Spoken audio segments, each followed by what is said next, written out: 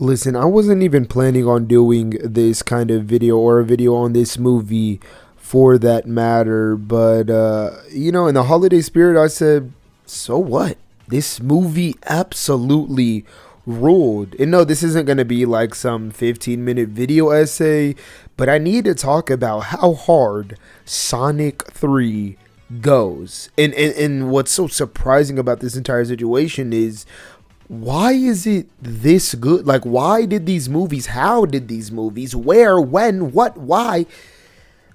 Legit, these movies were not meant to become this good. I was there waking up at like 8 o'clock, 9 o'clock, whenever it was.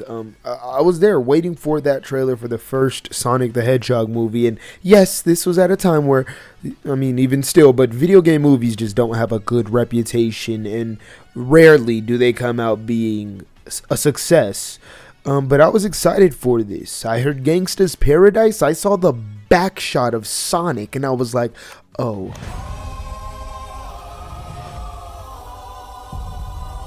This is gonna be peak. And then, you guys know the story. He shows his face, the internet clowns it, the VFX artists and all the people working on the movie decide to bring it back to its core and make it look more like the video game. And we started off with something so poorly received, so bashed, so just ambushed off rip without even watching the movie. And now we have a trilogy where we get not one, but two performances in one movie from the great Jim Carrey. It's absolutely insane, ridiculous in every way. And I'll take 5 tickets, please. So I took my little sister and her cousin, and we went to the movies, and I was just looking for a chill day, some popcorn to throw in my face with some entertainment. And, for the first 2 acts of Sonic 3, that's exactly what I got. Something on par with the second movie, and both of these sequels have immediately surpassed that first movie. Even though that first movie's, if video game movies start becoming as good as that first Sonic movie, I won't have a problem. That's actually not the worst standard in the world. But these sequels have far surpassed it. And that second act and that first act of what I just watched of Sonic 3, Sonic the Hedgehog 3, it was pretty solid. It was on par with most of Sonic 2.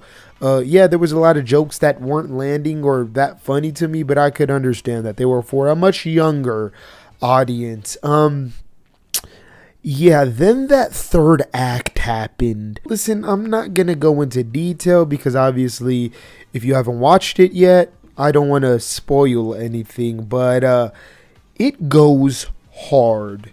And leading up to this entire third act, there's certain moments where it's kind of eye-rolling and we kind of go on tangents here that don't really feel quite necessary, but all that's part of the gag, part of the fun, part of kind of the experience of what these movies have become. They're really a night out with your family or having some, little Timmies with you while they absolutely find Jim Carrey doing the craziest thing hysterical while the adults are here for the Sonic action. And that's exactly what you get. The third act goes crazy. And Jim Carrey, he's on double duty here. And he does not for a second let that stop him from absolutely stealing the spotlight. Every scene that he's in, whether it's as Gerald Robotnik or, obviously the character he's been playing, our main Robotnik, he just really he steals the screen every time. And I know that's expected. It's Jim Carrey, but there's a moment in here. All I'm going to say is dance. And you've probably seen it online. As ridiculous as that scene is, it was hilarious. But I want to get back to what I was talking about and that was the third act of this movie. Obviously, Keanu Reeves is putting in some of the best performances in this franchise. Is the bar kind of on the ground? Sure. But he was fantastic as Shadow. And I thought he was already great. The intro opens up with him and I'm like, okay, I'm liking this. But then in those first 2 acts, you start seeing basically the trailer Not that the trailer was the first two acts beat for beat, but what's in the trailer is in the first two acts. And then you go, wait, so what's the third act? And then you get to it. And stuff happens where if you're a Sonic fan, your mind will be blown. And even if you're not, your rocks will still be set off because this shit went crazy. There's a fight that happens between Sonic and Shadow. And I'm not going to get into specifics about what happens during that fight. But yeah, as someone who grew up playing the Sonic video games, and I'm not some Sonic connoisseur, but I played my fair share of Sonic games. Yeah, I was having a legit high.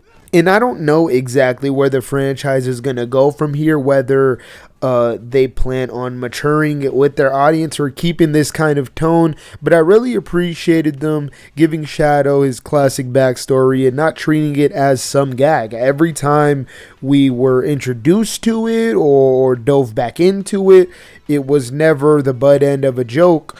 It was legit paying a homage and absolutely respecting that origin story that is true and well known at this point, especially from Sonic fans. And I think for the most part, they did a good job touching on that. But I was not expecting for of all the things to touch me, to my heart, my emotional core, Agent Stone. Like, there's an arc here that really is and should come off extremely goofy, and I'm not going to say it doesn't, because it comes off in a way where it's a little cheesy, but it still manages to touch you. It's kind of ridiculous, insane, but also impressive. I don't know. My point is that, did I need to make this video? Probably not, because a lot of you probably already watched Sonic 3 and we're probably like, yeah, this movie rocks. But yeah, this movie rocks. If you haven't seen Sonic 3, I highly suggest it. And there's a credit scene that if you are a Sonic fan or know literally the basics of Sonic lore, your mind will be blown. I was in the theater going crazy, and I had people by me going like, what was that? And I'm sitting here like seeing someone's arm and going, that's...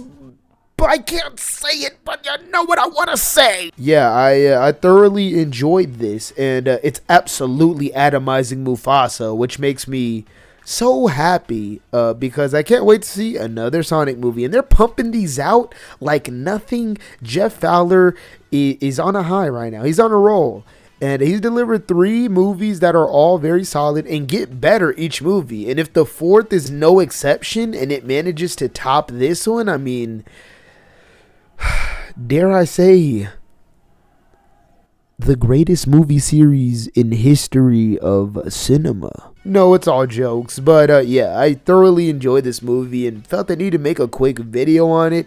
Nothing big, just rambling my quick thoughts. I thought the movie looked great, easily the best looking out of the 3, especially anytime Shadow's on the screen. It's like cinema, it's a painting. And then I do think it's the funniest of the 3 as well. And at a length of like an hour and 45 or something, the longest in the franchise, it obviously blows by. It speeds by really fast. Pun completely intended. But you guys, tell me your thoughts if you saw Sonic 3. Did you enjoy it? How much did you enjoy it? What did you think about that third act?